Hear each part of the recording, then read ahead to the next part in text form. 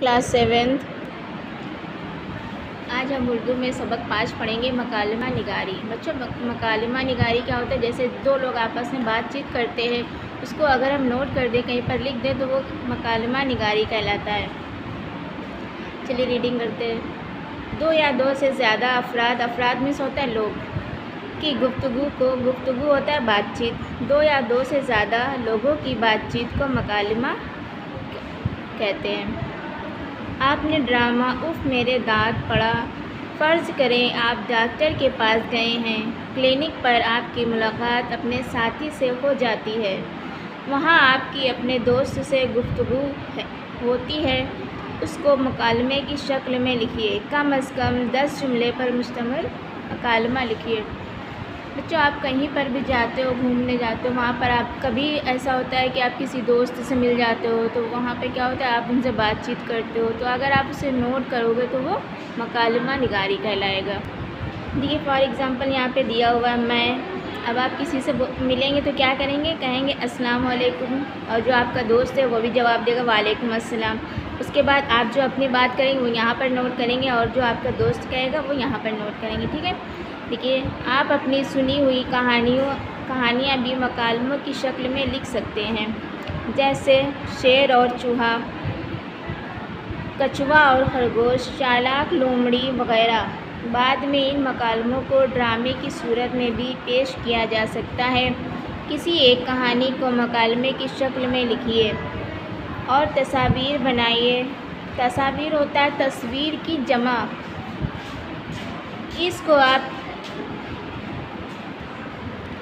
इसको आप किताबचे की शक्ल में भी बना सकते हैं। ठीक है बच्चे, ये तफहीम इसी लेसन का दूसरा पार्ट है, सेहत और सफाई। मैं शहाब हूँ, मैं अपनी सेहत का ख्याल रखता हूँ। मेरी अम्मी ने एक किताब में पढ़कर मुझे बताया था कि जैसे छोटी सी दीमक बड़े बड़े दरवाज़ों और अलमारियों को ख़राब कर देती है, इसी तरह अगर हम अपनी सेहत का ख्याल ना रखें तो बीमार हो जाएंगे और अल्लाह ताला भी हमसे नाराज़ होगा, क्योंकि अल्लाह ताला हमें सेहतमंद देखना चाहता है। सेहतमंद रहकर ही हम अच्छे और बड़े बड़े काम कर सकते हैं। क्या है, एक बच्चा है जिसका नाम शहाब है, वो बता रहा है कि मेरी अम्मी ने हमें एक किताब में से पढ़कर बताया था कि सेहतमंद जो लोग रहते हैं अल्लाह पाक उन्हें बहुत पसंद करते हैं। अगर हम सेहतमंद नहीं रहेंगे तो हम बीमार पड़ जाएंगे। आइए मैं आपको बताता हूँ कि मैं सेहतमंद रहने के लिए क्या करता हूँ। नंबर 1, मैं खुश और चौबंद रहता हूँ। मतलब खुश रहता हूँ और मैं हमेशा खुश और होशियार रहता हूँ। चाक और चौबंद मतलब होशियार रहना। मैं अपने काम खुद करता हूँ। मैं मुश्किल काम भी कर सकता हूँ। क्या कह रहा है कि मैं अपना काम खुद ही करता हूँ और मुश्किल से मुश्किल काम भी कर सकता हूँ। रात को जल्दी सोता हूँ और सुबह जल्दी उठता हूँ।